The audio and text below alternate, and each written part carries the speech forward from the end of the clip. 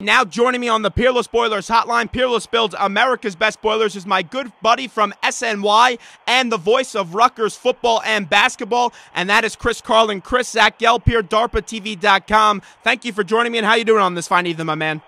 I'm great, Zachary. How are you, brother? Well, I'm doing great myself. It's been a while since I've seen you. How are things going?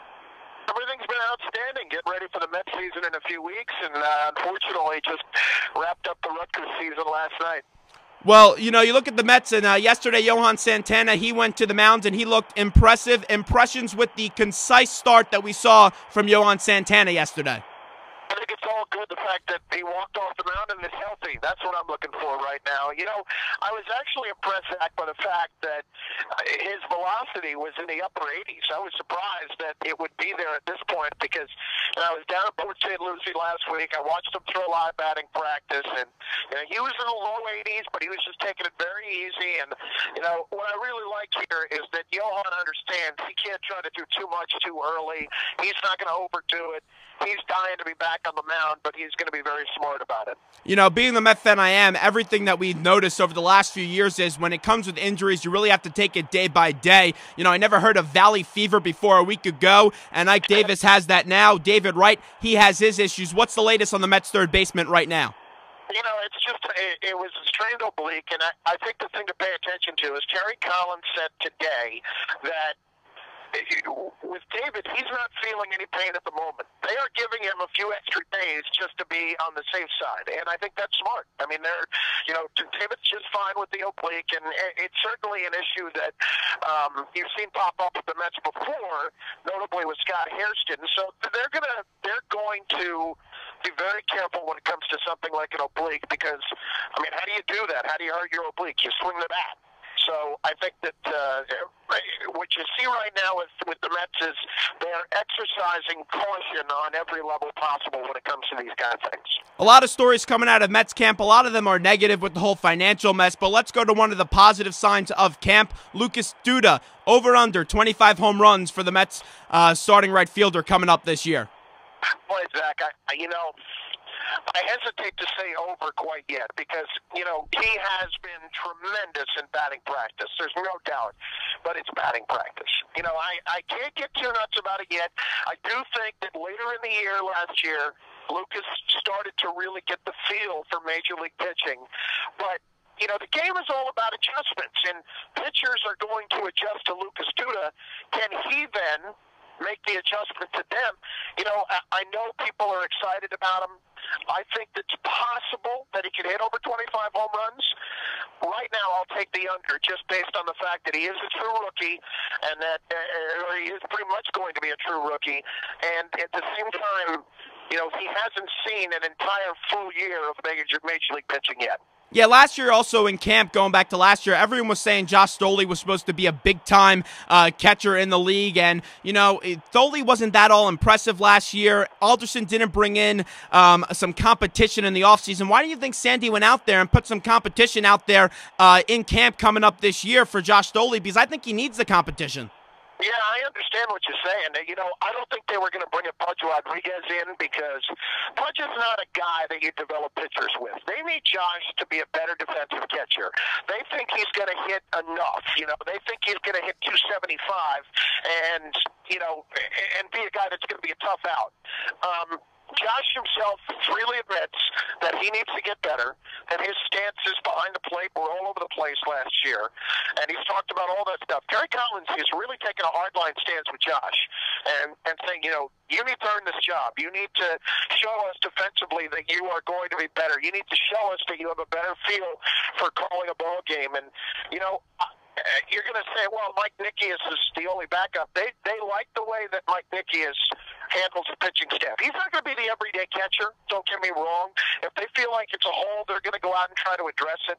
But they like Nickius as a backup, And I think at the same time, you need to look at Tully and look what kind of defensive adjustments he makes early in the year, and that's when you'll start to figure out what you have in Josh Tully. We're talking to Chris Carlin, the host of the Mets pre- and post-game show on SNY, also the voice of Rutgers Athletics. And you saw that Rutgers team play last night up against Villanova. Their season, their chances of hopefully trying to make a run in this Big East tournament came to an end last night when they lost to Jay Wright's squad in Villanova. Nova's in action tonight at 9 o'clock playing USF. How do you see this matchup coming down?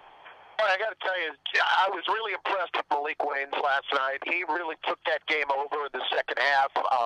19 of his 28 came after the break.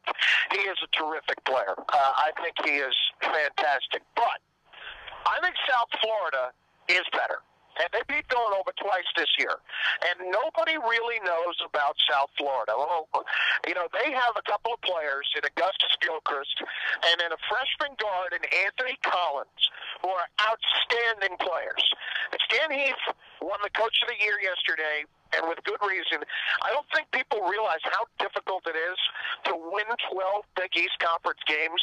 I mean, for a team that was looked at as a non-factor at the beginning of the year in terms of the conference, they did an amazing job. I think South Florida can do some real damage here. I think they're a tournament team, and I think they've got an awful lot of ability. I saw them back at the very beginning of the conference season when they started to round into form, and people are going to look at the first half of the year and say they only went 7-6 out of conference. That doesn't mean anything right now.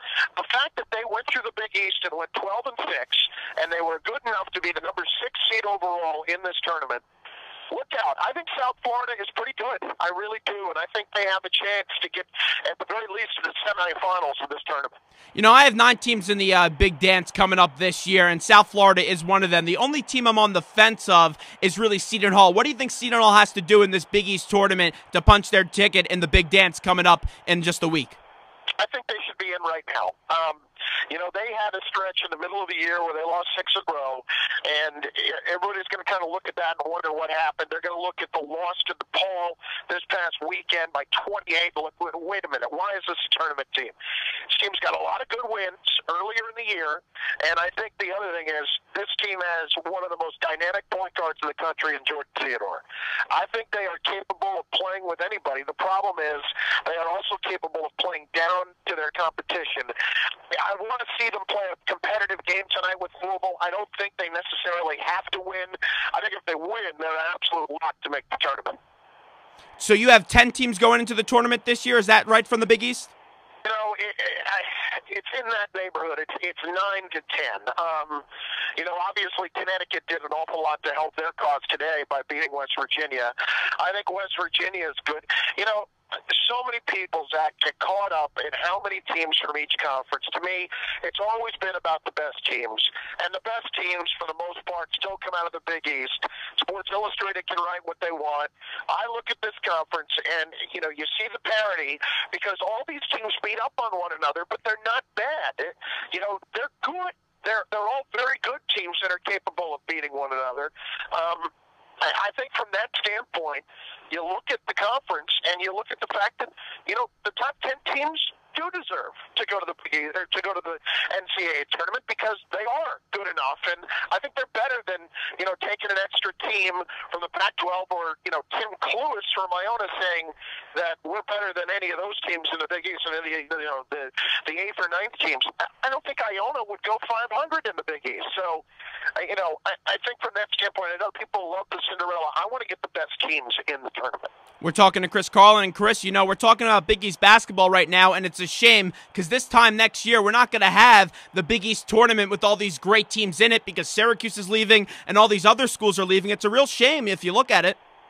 Well, yeah, listen, it's disappointing. I think Syracuse and Pittsburgh will be around till 2014 because the exit fees right now are just going to be too high. West Virginia is going to be gone. I am going to miss the Big East tournament in the way that it's presently constituted. And look, you can say what you want about it. I love the conference. It's not going to be the same with the University of Houston, with SMU.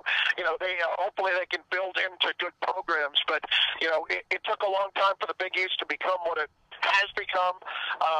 I hope that eventually they can become that again. But no, there's no doubt losing those teams is going to be a blow. There's no question about that.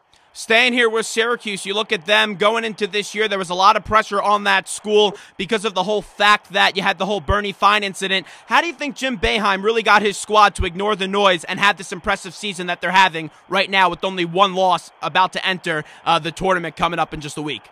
You know, I think they definitely took a little bit of an us against the world mentality, and there's certainly a lot to be said for doing that, Zach. I think that at the same time, too, you know, they're unbelievably talented. You look at some of the guys that they're bringing off the bench, let alone starting, and, you know, it is remarkable what they can do by having a guy like Dion Waiters or C.J. Fair, you know, either start or come off the bench. I really think that Syracuse has an unbelievable amount of talent. I wouldn't quite call them the best team in the conference overall, even though they finished 30-1 on the year.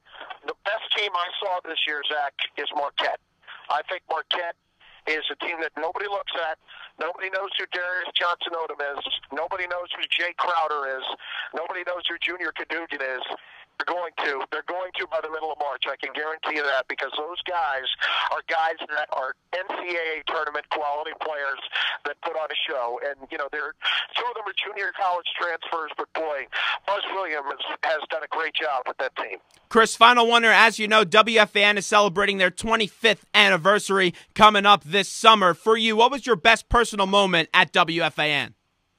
Zach, that's a great question. I just think, you know, I got a chance to produce for Mike and the Mad Dog for 6.5 years, you know, following your dad. And I think that, you know, just getting a chance to be around so many big events and big moments. But, you know, for me, I think personally it was when Mike Piazza became a Met, when they traded for Mike Piazza, and I think an awful lot of it had to do with the pressure put on by the fans getting through on the fan and calling the Mets and saying, we want Mike Piazza, after they had pretty much made it plain that they were not going to pursue him.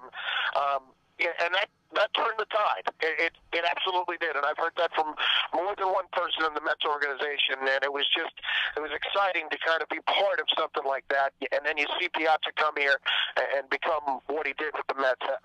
For me, that was an all-time highlight. So let me get this right. Chris Carlin misses the days of hearing Mike Francesa say, hey, Continent, get me a Diet Coke?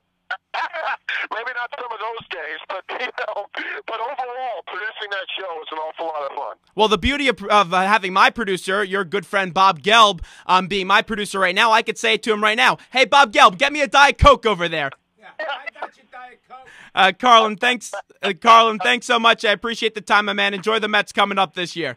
All right, Zach, thanks.